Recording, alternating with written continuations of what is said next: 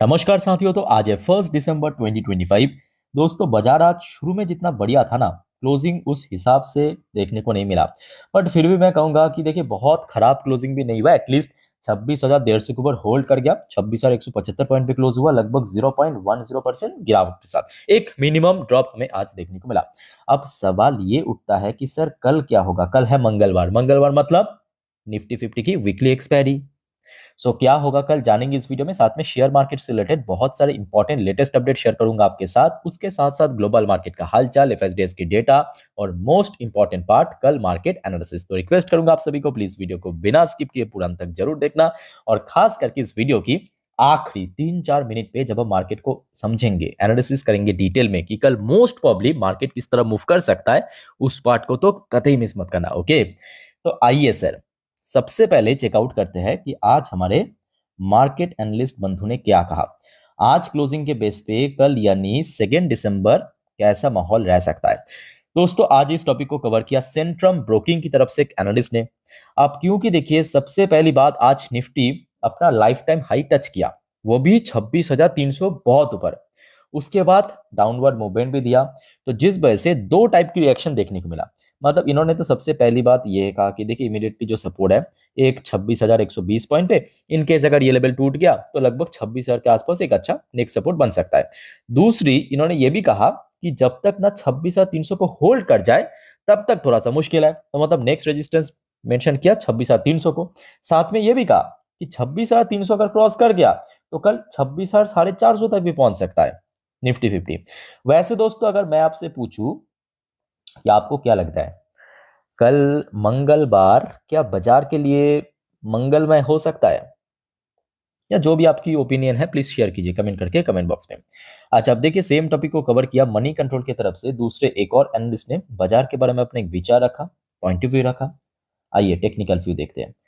26,300 seen as key hurdle, same to same for Nifty to sustain record high level, say analyst. Support place near 26,100। तो पहला analyst ने कहा था support level 26,120 point, और दूसरे analyst ने कहा 26,100। तो काफी हद तक सिमिलर पॉइंट को ही मेंशन किया है। खैर, इस टॉपिक को इस वीडियो की आखिरी 3-4 मिनट पे हम बहुत अच्छे से डिटेल में चर्चा करेंगे। और उसके पहले चलिए, आज बहुत सारे इंपॉर्टेंट इकोनॉमिकल डेटा, कुछ इंपॉर्टेंट लेटेस्ट रिपोर्ट अपडेट आया, आपके साथ में शेयर करूंगा। थोड़ा पेशेंसफुली स्टेप बाय स्टेप करके सुनते और समझते जाइए। सबसे पहले चलिए, आज ढेरों सारे इकोनॉमिकल डेटा आउट हुआ, भारत की, दुनिया भर की देशों की। उनमें से देखिए 2-4 डेटा मैं आपको पहली वीडियो में दे चुका हूं। जैसे कि जिन्होंने नहीं देखा फिर से एक बार देख लीजिए, अगर आपने देख लिया तो बहुत बढ़िया। तो आज भारत की इंडस्ट्रियल प्रोडक्शन डेटा आउट हुआ था। प्रीवियस मंथ पे था 4.6%। इस बार फोरकास्ट भी आया था कि थोड़ा बहुत गिर सकता है, थोड़ा बहुत ड्रॉप हो सकता है। बट एक्चुअल डेटा साथियों बहुत ही वीक था, 0.4%। मतलब बस नेगेटिव होते होते रह गया।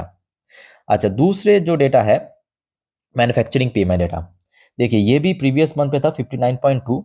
फोरकास्ट आया था कि थोड़ा बहुत लैग कर सकता है, बट एक्चुअल डेटा बहुत ज्यादा ड्रॉप हो गया, 56.6। बाय द वे साथियों, ये जो सब डेटा मैं आपको दे रहा हूँ ना जानकारी, ये ऑलरेडी मैं अपने इंस्टाग्राम स्टोरी में दे चुका हूँ। इंस्टाग्राम स्टोरी में, तो आप में से कोई अगर इंस्टाग्राम में हो मुझे फॉलो कर सकते हो। मेरे इंस्टाग्राम हैंडल की लिंक आपको इस वीडियो की ठीक नीचे डिस्क्रिप्शन बॉक्स में मिल जाएगा। ओके। अच्छा, नेक्स्ट देखिए, आज वैसे यूएस का भी मैन्युफैक्चरिंग पीएमआई डेटा आउट हुआ है। यूएस की जो मैन्युफैक्चरिंग पीएमआई प्रीवियस मंथ पे था 52.5, फोरकास्ट आया था 51.9, एक्चुअल डेटा आया है 52.2। तो मतलब बहुत बड़ा कोई चेंजेस देखने को नहीं मिला, एक माइनर डिक्लाइन देखने को मिला आपके मंथ ऑन मंथ बेसिस पे।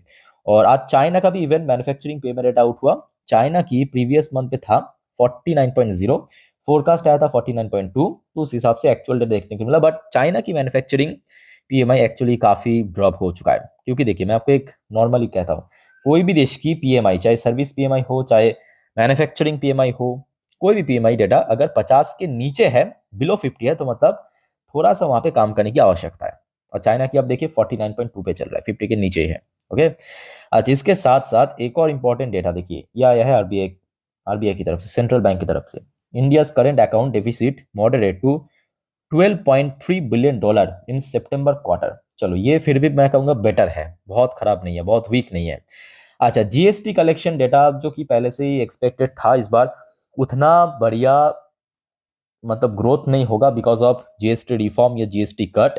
India's gross GST collection in November tad up on year at 1.70 lakh crore after sweeping tax cut. तो सेम टू सेम वही जीएसटी कट करने के बाद तो कितना परसेंट इंक्रीज हुआ, बहुत ही मिनिमम, सिर्फ ईयरली बेसिस पे 0.7% की हमें ग्रोथ देखने को मिला, जो कि देखिए पहले से एक्सपेक्टेड था कि सरकार ने जीएसटी कट किया है तो इम्पैक्ट तो पड़ेगा ही ना कहीं से। तो आज हमें देखने को मिला नवंबर की मंथ पे, और अदरवाइज अक्टूबर में इतना ड्रॉप नहीं हुआ था। मतलब ड्रॉप मतलब जो परसेंटेज वाइज ग्रो करता है, कभी 10% 15% आमतौर पर हमने देखा इसके पहले, अक्टूबर में सही था, बट नवंबर पे थोड़ा बहुत हमें वो कम होता हुआ नजर आया।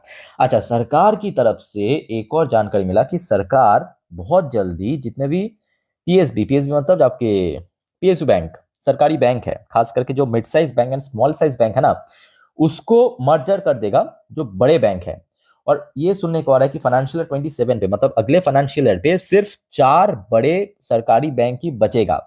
फॉर एग्जाम्पल देखिए नीचे अलग से मेंशन भी किया, जैसे कि कुछ मिड साइज या स्मॉल साइज बैंक, जैसे कि आपकी इंडियन ओवरसीज बैंक हो गया, सेंट्रल बैंक ऑफ इंडिया हो गया, बैंक ऑफ इंडिया हो गया, इवन बैंक ऑफ महाराष्ट्र हो गया, इन सब को मर्जर किया जाएगा।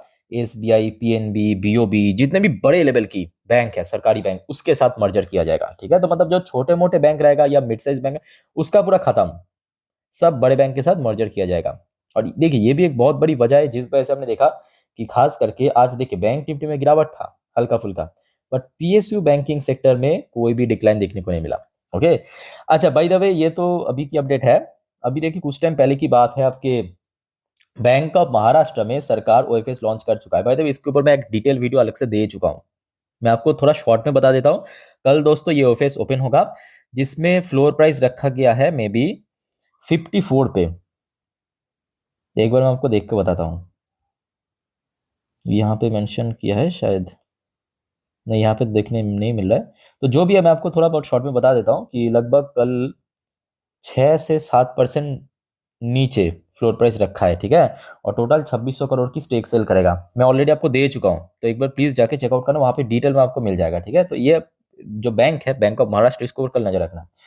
अच्छा नेक्स्ट देखिए, ये खबर आया है आदित्य बिरला सन लाइफ इंश्योरेंस की सीईओ की तरफ से कि जीएसटी रिलीफ अ वेलकम मूव। चलो ठीक है, बट हायर कॉस्ट में श्रिंक मार्जिन। जी हाँ, ये पॉसिबल है आपके, खास करके मैं कहूँगा बैंक या फाइनेंशियल सर्विस सेक्टर में थोड़ा सा इम्पैक्ट पड़ सकता है। लेट्स सी क्या होता है आगे।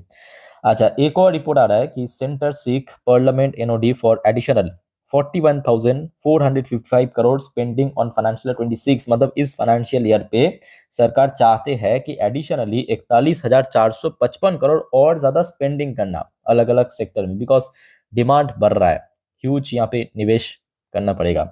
जैसे कुछ सेक्टर्स की नाम भी मेंशन किया, थोड़ा नोट कर लीजिए। इसकी फर्टिलाइजर सब्सिडी हो गया, जैसे कि यूरिया इंपोर्ट करने के लिए प्रोविजनल कंपनसेशन, पीएसयू ऑयल हो गया कंपनीज को। ठीक है, ऐसे अलग अलग क्षेत्रों पे जो कि अलग से यहाँ पे लगेगा। मणिपुर के लिए जो अलग से पैकेज डिक्लेयर किया। ठीक है, तो ये याद रखना। ये आज रात की एक अपडेट है, आज से तो आई थिंक कि विंटर सेशन शुरू हो चुका है पार्लियामेंट पे। बाय द वे आज 1 दिसंबर यानी ऑटो सेल्स की रिपोर्ट आउट हुआ, और मोस्टली आपको मैं दे भी चुका हूँ। टाटा, महिंद्रा, बजाज, आइशर मोटर, सुजुकी सब दे चुका आपको। तो इस बार ऐसे एक्चुअली जीएसटी रिफॉर्म के कारण या जीएसटी कट होने के कारण ऑटो सेक्टर में एक बहुत अच्छा सेल्स देखने को मिला। Double digit growth driven by GST cut and strong demand. Festive cell चल रहा है अभी, वेडिंग सेशन चल रहा है, चलो बहुत सही है। अच्छा एक और रिपोर्ट आप जरा देखिए, India FDI inflow rise 18% to USD 35.18 billion in April to September की ये डेटा है। इनफ्लो फ्रॉम यूएस डबल, तो मोस्टली जो एफडीआई मतलब इनफ्लो हुआ है वो यूएस की तरफ से आया है। ओके, एफडीआई मतलब फॉरेन डायरेक्ट इन्वेस्टमेंट। अच्छा अब यहाँ पे आप लोग मतलब कंफ्यूज मत होना कि यहाँ पे एफआई एक तरफ सेल कर रहा है या एफपीआई एक तरफ सेल कर रहा है, एफडीआई इनफ्लो आ रहा है। तो ये देखिए ये मार्केट के बारे में नहीं हो रहा है। एफडीआई मान लीजिए कि यहाँ पे एक कंपनी है, मान लीजिए कि कंपनी है ए बी सी, एक कंपनी है। ठीक है, ये भारत में निवेश किया, अपने एक यूनिट बनाया। ठीक है, भारत में निवेश किया, अपने एक यूनिट बनाया, वो किसके थ्रू काउंट होगा? एफडीआई के थ्रू काउंट होगा, ठीक है। मार्केट में निवेश करने की बात है, भारत में यहाँ पे भारत में निवेश करने की बात हो रहा है, एफडीआई फॉरेन डायरेक्ट इन्वेस्टमेंट 18% इस पर इंक्रीज हुआ, चलो बहुत सही है। अच्छा, एक और इंपॉर्टेंट डेटा आप देखिए, आज कोल इंडिया की तरफ से प्रेजेंट किया, Coal India production drop by 3.7% in April to November period to 453.5 million. तो देखिए ये मैं कहूँगा बहुत ज़्यादा चौंकने वाली बात इसीलिए नहीं है, बिकॉज इस बार गर्मी गर्मी जो है थोड़ा सा कम था, जिस वजह से पावर सेक्टर में डिमांड कम हुआ। और मोस्टली हमने देखा जो कोल की डिमांड रहता है वो पावर सेक्टर से होता है, ठीक है। बिकॉज आज भी भारत देखिए हो सकता है कि रिन्यूएबल तरीके से पावर जनरेट कर रहा है, बट मोस्टली भारत की जो पावर जनरेटर है वो कोल के थ्रू ही होता है, कोल बेस्ड है। तो जिस वजह से इस बार कोल की जो डिमांड थोड़ा बहुत वीक था। अच्छा दोस्तों, अब आ जाइए कुछ ग्लोबल मार्केट की पॉइंट मैं आपको दिखाता हूँ। बाय द वे एक और बात कि देखिए नेक्स्ट जो वीडियो आएगा, मतलब आज रात की 12 बजे की वीडियो, जिस पर हम सेपरेटली जियोपॉलिटिकल टॉपिक को कवर करेंगे, मिस मत कीजिएगा, ठीक है। और प्लीज चैनल को सब्सक्राइब करके रख दीजिए अगर आपने अभी तक नहीं किया तो, बाद में आप भूल जाते हो। अच्छा, फिलहाल देखिए यूएस में लोकल टाइम दोपहर 11:50 डॉ जोन्स की पोजीशन थोड़ा वीक। अच्छा, वीक क्यों है पहले आप समझिए। देखिए ये हफ्ता, इसके बाद का जो हफ्ता है, मतलब अगले हफ्ता एफओएमसी मीटिंग की आउटकम निकलेगा, तो उस चीज़ को लेके भी एक्चुअली यूएस मार्केट थोड़ा सा डाउटफुल है कि क्या होगा नहीं होगा। जहाँ पे डॉ जोन्स भी थोड़ा वीक चल रहा है, नैस्डैक फिर भी रिकवर कर रहा है, बट फिर भी अभी नीचे ही है, 0.20% नीचे। अच्छा, वैसे यूएस की 10 साल की बॉन्ड डील फिर से स्पाइक कर गया, 1.44, लगभग कोई 1.5% ऊपर चल रहा है अभी। क्रूड ऑयल के अंदर ऐसा कुछ चेंजेस देखने को नहीं मिला, बट ये भी एक बहुत ही कंसर्निंग वाली बात है कि इंडियन करेंसी की वैल्यूएशन सडनली रातों रात ड्रॉप हो गया। ओके, आइए अब देखते हैं कुछ इंडियन कंपनी की एडीआर वर्जन में कहाँ पे है। जैसे कि Wipro limited ADR version 0.37% positive में, इन्फोसिस की एडीआर वर्जन ठीक है पॉजिटिव में है, बट बैंक्स आई थिंक की ड्रॉप हुआ है। एचडीएफसी बैंक फिलहाल एडीआर वर्जन 3% नीचे,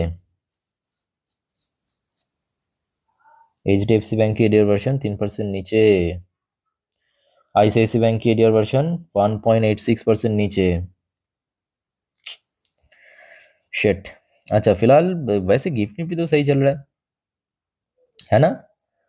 गिफ्ट निफ्टी उतना खराब पोजीशन पे भी नहीं है। देखिए ये वीडियो मैं रिकॉर्ड करा अभी रात 10:22 पे, गिफ्ट निफ्टी की पोजीशन 26,376 पॉइंट पे, मतलब आज जहाँ पे निफ्टी क्लोजिंग दिया उसके साथ अगर हम कैलकुलेट करें तो तकरीबन 201 पॉइंट ऊपर चल रहा है। अगर हम प्रीमियम को एडजस्ट करें तो भी आपको पॉजिटिव में दिख जाएगा।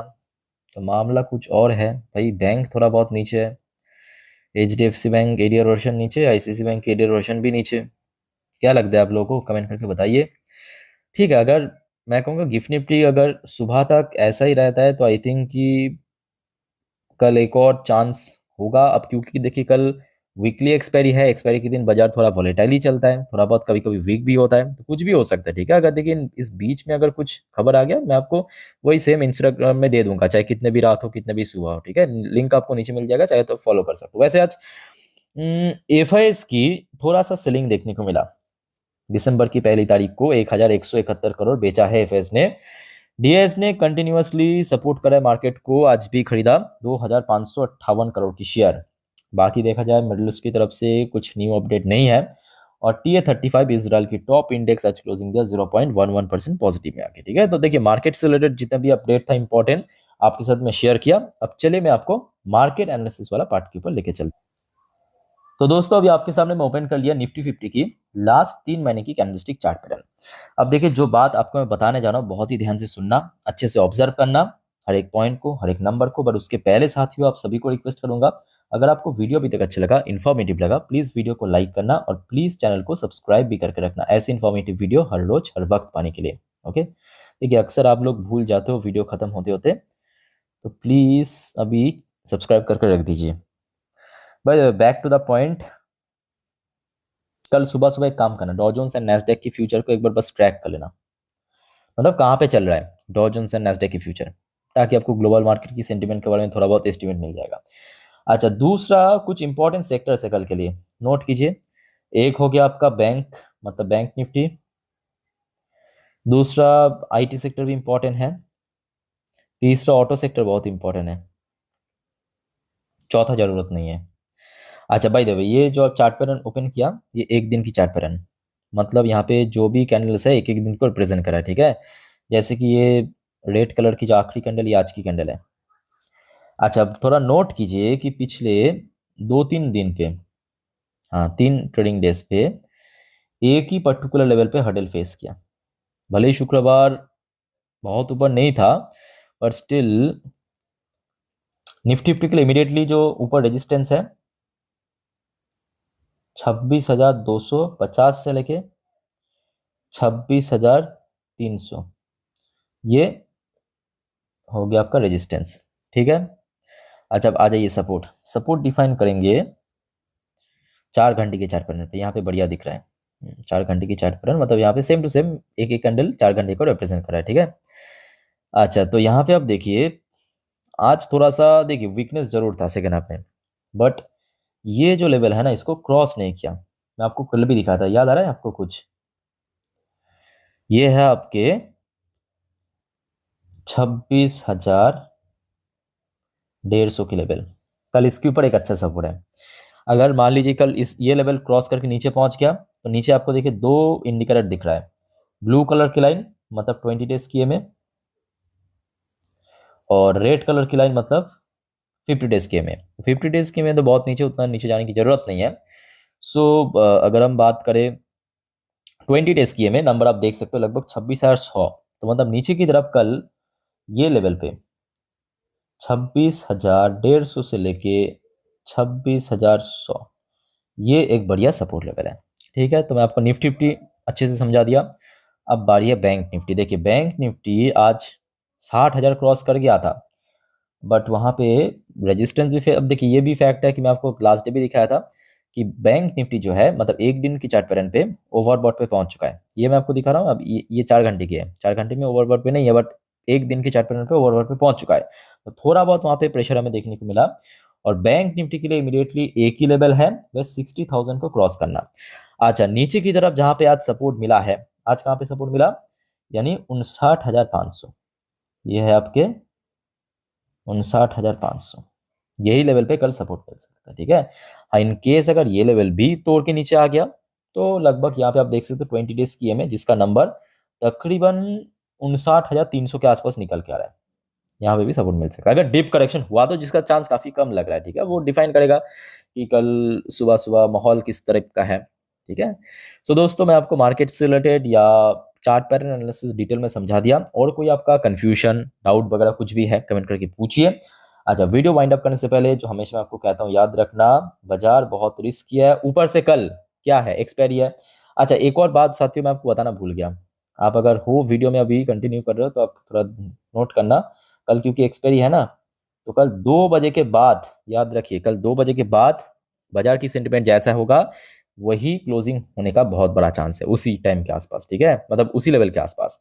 अच्छा भाई देखो, जो आपको मैं कह रहा था कि गलती से भी FnO trading, intraday, put call, buy sell, hold, ये सब चक्कर में मत पड़ना गलती से भी।